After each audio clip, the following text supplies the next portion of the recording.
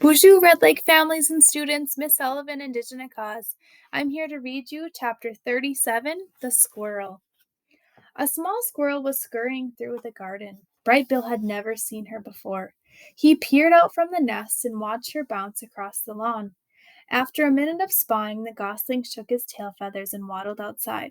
Hello, my name is Bright Bill. The squirrel froze, and then she slowly turned around, and then she started to talk. Hi, Bright Bill. My name is Chit Chat, and I'm 12-and-a-half-week-old squirrel, and I'm new around here, and your home is really big and round, and I don't understand why smoke sometimes comes out of it.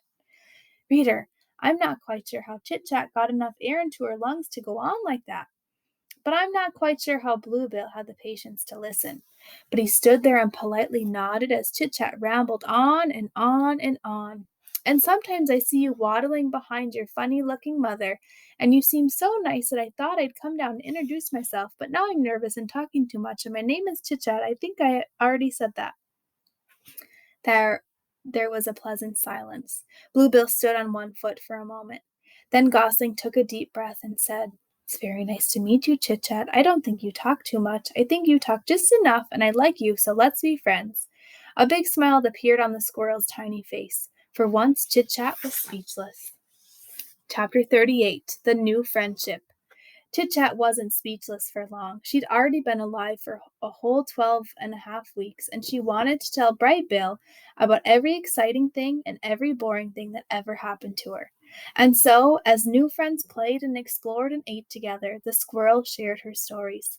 I was born on the other side of the hill, and last week I decided I was ready to build my first dray, which is what you call a squirrel's nest, and now I live in that tree with a weird bump in its trunk, she said, while the two of them kicked pebbles into the pond. One time a weasel chased me through the treetops until he missed a branch and fell all the way down and crashed into a bush and walked away all wobbly, and he never bothered me again, she said, while the two of them crawled through a hollow log. Ew, gross! I saw you eat that ant one time.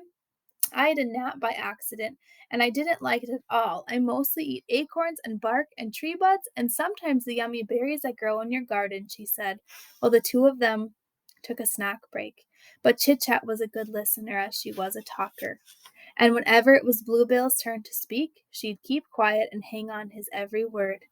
Do you know who enjoyed their conversations most of all? Our robot Roz. The protective mother was never far away and she felt something like amusement at the silly conversation she overheard, and she felt something like happiness that her son had made such a good friend. Chapter 39, The First Flight. Bright Bill had spent his entire life by the pond, and he was becoming very curious about what lay beyond the neighborhood. So one day his mother said to him, Let's go for a walk. I will show you more water than you can possibly imagine. Roz placed the gosling on her flat shoulder, and the two of them set across the island. They marched out of the forest, crossed the great meadow, and climbed uphill until they were at the top of the island's western ridge. Before them was a grassy slope that descended all the way to the dark, choppy waves that surrounded the island. That is a lot of water, said the wide-eyed gosling. I'm a good swimmer, but I'm not good enough to swim across that pond. That is not a pond, said the robot. That is an ocean. I doubt any bird could swim across an ocean. Ocean waves rolled in from the horizon. Seagulls circled from above the shore. A steady breeze blew up the slope. Bright Bill's yellow fluff had recently changed over to a silky coat of brown feathers and spread his feathery wings into the breeze. And then, Mama, look! For the briefest of moments, the wind lifted Bright Bill off the ground. He quickly tripped backwards and thumped into the soft grass. I was flying, he squeaked. That's not flying, said Roz, looking back at her upside-down son. Well, I was almost flying. I'm going to try again. I have observed many birds in flight, said Roz. Sometimes they flap their wings quickly, and other times they fly without flapping at all. They spread their wings and soar into the wind. So I was soaring, said Bright Bill. Almost. There, look at that soaring seagull. It seems like she might not be doing anything, but if you take a closer look, you will notice she is making small adjustments with her wings and tail. I think you should try adjusting your wings in the wind like her. Bright Bill hopped into the rock and opened his wings wide. The wind is pushing me backward. Change the angle of your wings, said his mother. Let me see what happens when they slice through the air. Bright Bill slowly angled his wings downward. The more he turned them, the less wind pushed back. And just like that, his wings leveled off. Mama, look! He squeaked as his feet left the ground. I'm soaring! I'm soaring! He hovered there for a second, rising a little higher than before, and then he sailed back into the soft grass again. The gosling kept hopping onto the rock, and kept riding the wind, and kept tumbling through the grass, until he started to find his wings. With each attempt, he floated a little higher and a little longer, and finally Bright Bill really did soar.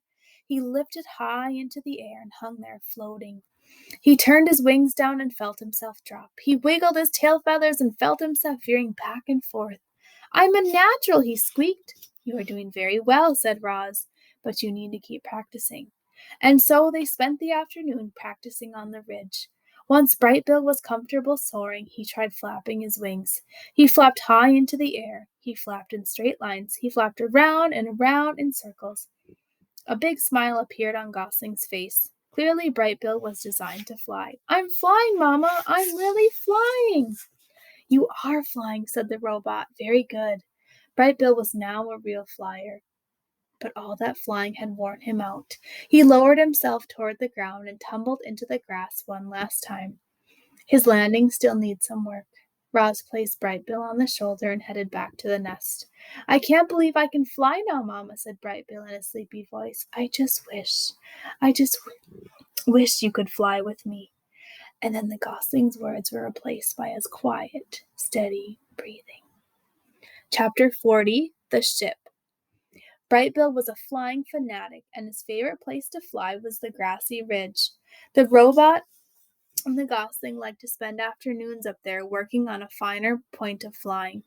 And it was on one such afternoon that they noticed something mysterious far out at sea.